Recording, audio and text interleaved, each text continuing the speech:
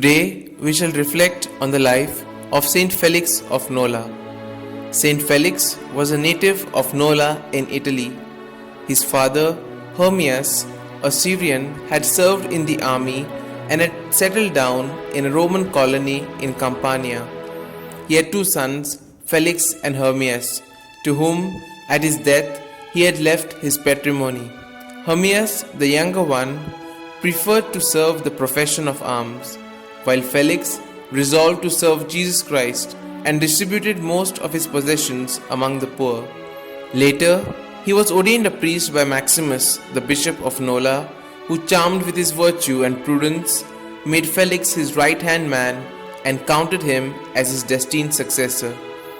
In the year 250, Bishop Maximus was forced to retire into the desert following the persecution begun by Emperor Decius, and Felix, who ran the errands in the absence of Maximus, was seized by the persecutors and was scourged and cast into a dungeon. But one night, an angel appeared to him in prison and bade him go to the aid of Maximus, who was in great distress. His chains had miraculously fallen off, and the door of the dungeon stood opened. He was conducted by the angel to where Maximus lay in hunger and cold, speechless and unconscious. His state was such that Felix could do nothing for him, and so he had recourse to prayer, his only aid at hand. While at prayer, he found before him a bunch of grapes. He squeezed some of the grapes into the holy bishop's mouth. The bishop regained his consciousness, and according to his wish, Felix carried him on his shoulders to the church in the city. Till the death of Decius, Felix remained undercover, but when he reappeared, people had difficulty recognizing him.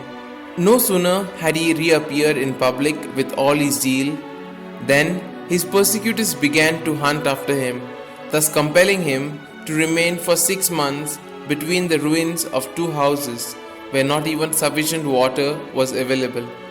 Later, peace being restored, he re-emerged in public. He started to till his own land, which was left to him after the confiscation of his property by his persecutors. When Maximus died, people persuaded Felix to the chair, but as he declined, Quintinus was elected successor. Felix incidentally died at a very old age, and Saint Paulinus of Nola erected a basilica in his honor. Many miracles are attributed to his intercession. St. Felix is invoked in finding lost articles and also as the avenger of perjury.